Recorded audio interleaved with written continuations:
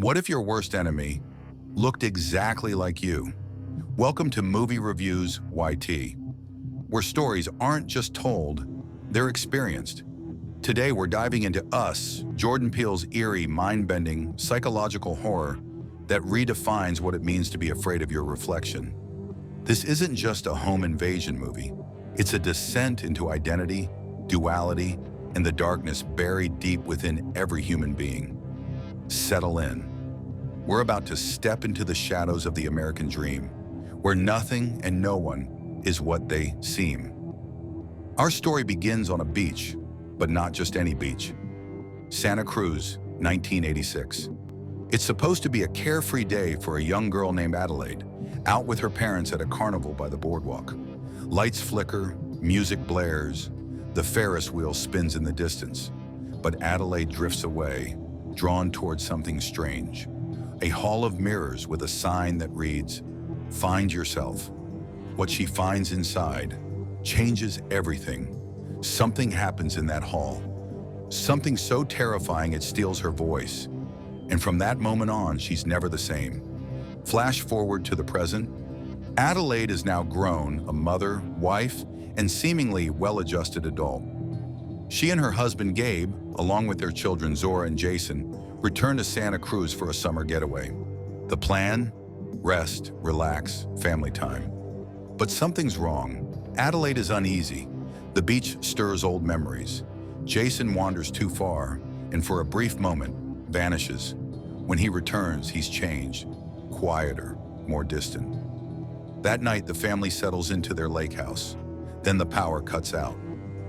In the darkness, they see it. 4 figures standing motionless at the end of the driveway. Not moving, not speaking, just staring. What follows is a nightmare unraveling in real time. The family's attacked, not by strangers, but by their exact duplicates. Same faces, same bodies, but with twisted versions of their personalities. The doppelgängers don't speak, not like us. They grunt, shriek, move unnaturally.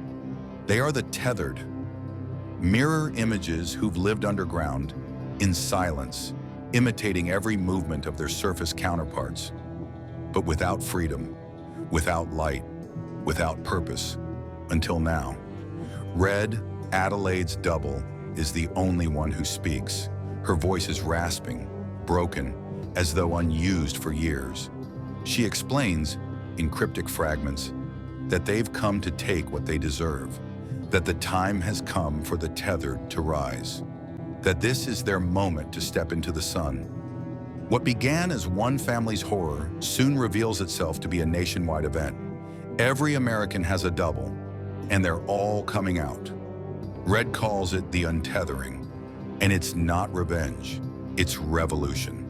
The brilliance of Us lies not just in the horror, but in the metaphor. These doppelgangers are more than monsters. They are the embodiment of forgotten people, repressed pain, and a system that thrives by keeping others in the dark. Peele's vision is layered.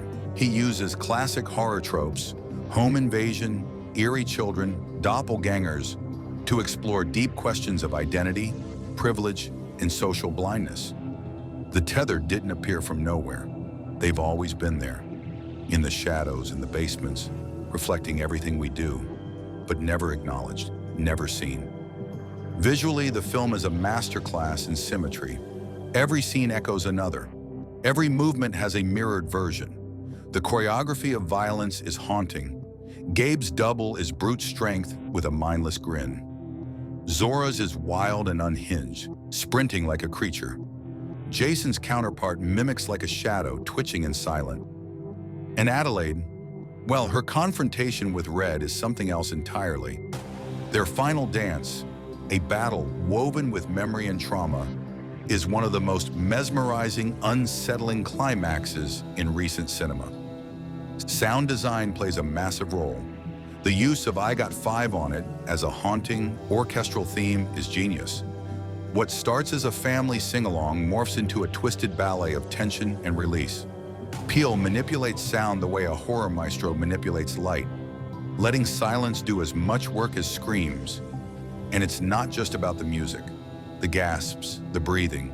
the quiet steps on wooden floors. Every sonic detail builds dread. But Us isn't about jump scares. It's psychological. It forces you to ask, what if the real threat isn't outside your door, but already within you? What if the people you ignore, the parts of yourself you repress, decide they've had enough? That they want to live? That they want your life? The film unfolds in layers. You realize that the Tethered have been preparing for this for years. Their red jumpsuits, their golden scissors, a symbolic weapon meant to sever the bond between selves. Their formation, hand in hand, mirrors the 1980s Hands Across America charity campaign, a symbolic gesture of unity now reimagined as a horrifying uprising. It's brilliant and terrifying. Red's plan is methodical. Each family is confronted. Each person must face themselves. But as Adelaide fights back, something deeper emerges. The closer she comes to defeating Red, the more her memories return. And then, in the final moments, a twist. A revelation that forces you to question everything you thought you knew. Who really is Adelaide? Who really is Red? And who between the two deserve to live above ground? Jordan Peele doesn't hand you answers. He gives you mirrors. Every viewer sees something different, and that's the point. Us is about duality, about the illusion of individuality, about how society creates others so it can feel safe, and how fragile that safety truly is. Let's dive deeper. The idea of the Tethered echoes classic mythology, the shadow self, the Jungian concept of the unconscious, the double who represents our darkest impulses. In Us, that concept becomes literal. These people live lives dictated by our own, eating raw rabbits while we dine, mimicking actions without autonomy. It's an allegory for entire populations left out of prosperity, for systemic inequality hidden beneath the surface. The symbolism is rich. Scissors, for instance, not just tools, but symbols of duality. Two blades joined at a center, designed to separate. Red's choice of weapon is precise, not just for violence, but for meaning. The jumpsuits, prison uniforms, the rabbits, symbols of cloning, of endless reproduction, of life bred without purpose. Even the name Red evokes communism, revolution, and blood. Then there's the reflection of America itself. Peele sets the story in the United States, hence the title Us. But what if Us is also US? What if the monsters aren't invaders, but natives, born of the very system we live in? That twist, that self-awareness, makes the horror hit harder. Because the film isn't about them, it's about us. Character performances elevate everything. Lupita Nyong'o delivers two roles that feel like entirely separate people. As Adelaide, she is fierce, vulnerable, protective. As Red, she is terrifying, methodical, broken. The way she moves, the way she breathes, it's otherworldly. Winston Duke brings both comic relief and grounded fear as Gabe. Shahadi Wright Joseph and Evan Alex as Zora and Jason deliver haunting dual performances that show range far beyond their age. As the narrative builds, we begin to understand the scope of the uprising. Helicopters fly above burning cities. Doppelgängers link hands across the landscape. The world above is being overwritten. But amidst all this, the film keeps its focus intimate. It's still Adelaide's story, still her fight. And that brings us to the climax. The final confrontation in the underground tunnels, dimly lit, filled with memories, echoing footsteps, is more than a battle. It's a reckoning. Adelaide's movements mirror Red's. Their fight is almost like a dance, choreographed, deliberate, and then the truth. Flashbacks intercut with the present, a switch, a stolen life, a buried truth resurfacing. It's not just shocking, it reframes the entire film. Suddenly, every scream, every hesitation, every flash of memory makes sense and leaves us haunted. But Peele isn't done. Even after the credits roll, he leaves us with questions. What does justice look like when everyone's a victim? What happens when survival means becoming what you fear? Is identity just a matter of perspective or something deeper? Us is a film that doesn't end when it ends.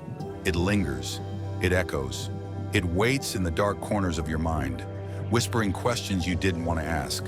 About race, about class, about memory, about who we are when no one's watching, and who we become when someone is. Even the details hold weight. The recurring motif of mirrors and reflections reminds us that identity is rarely singular. Every moment Adelaide hesitates, every time she connects with Jason in unspoken glances, reveals another layer to her truth. Her fear of the tethered isn't just about survival. It's about recognition. She knows what they are because she was one of them, or still is. The cinematography supports these themes with breathtaking precision. Scenes are often split down the middle, characters are framed opposite their doubles, and camera angles force us to look both outward and inward.